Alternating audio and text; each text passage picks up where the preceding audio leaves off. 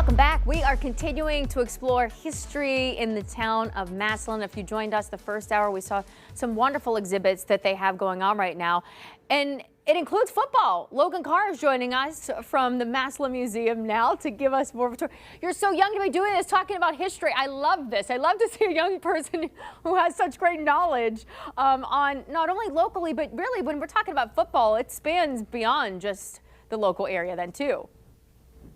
That it does, yeah. So football is a prominent thing here in Massillon, but Massillon is home not just to the Massillon Tigers, but it was the hometown of Paul Brown, who started the Cleveland Browns and the Cincinnati Bengals. This man has left a mark, not only in Cleveland, but beyond, really in all of football, right? He has gone down in history and will continue to do so. So was that the emphasis behind why they created an exhibit that stays? Is this there all year long? Yeah, so all year long we have our Paul Brown and Massillon Tigers timeline, which chronicles the history of the Massillon Tigers as well as Paul Brown's life, starting from when he was born, as well as going from the Massillon Tigers in 1891 all the way through to 2024 and up to 2023 with their most recent state championship win. And then we do rotate these galleries twice a year. So currently we have Titles and Claims, Cultivating a Championship program, which opened up in July. This chronicles the 12 coaches who brought home 25 state titles to Massillon from 1909 through 2023. Wow. This is impressive. So you've been there clearly, that you know this like the back of your hand. What are some of the highlights for you, or what do you think that people will really want to make sure they catch and they get a glimpse of when they come in? One of my favorite things in this exhibit is one of the playbooks that was used by Paul Brown's players here in Massillon in 1938. So one big thing about Paul Brown is that he was very influential in starting up the practice of playbooks and teaching his players plays and testing them on those plays.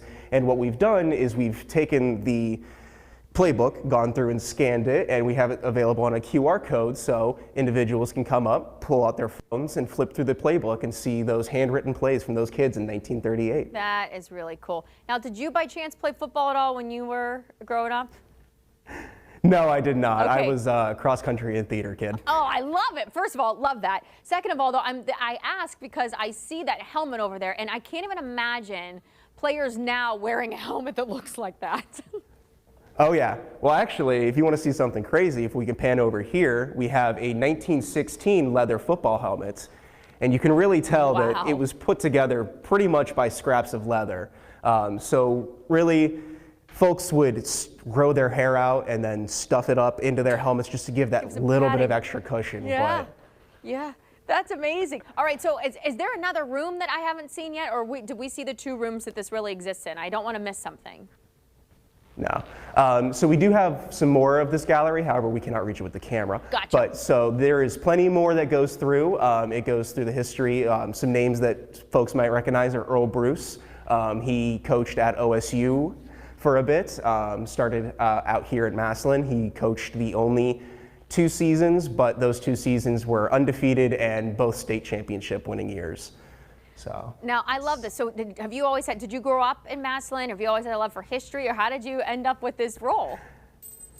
I've always had a love for history, and I've always wanted to work in museums. And so I was doing an internship with the Football Hall of Fame about 8 miles east in Canton. Mm-hmm. And things kind of panned out that there were some roles opening up here in Massillon, and I just said, I really enjoy football and I want to keep working with it. It's amazing. You know your stuff, and it's great. I hope the folks can meet you when they go there to check this out again at the Massillon Museum. And you can always go to massillonmuseum.org to learn more about all of the work that they do there, not just the Paul Brown exhibit there. Thank you so much. It was nice to meet you, Logan, and have a good one. Yes, thank you for having me on.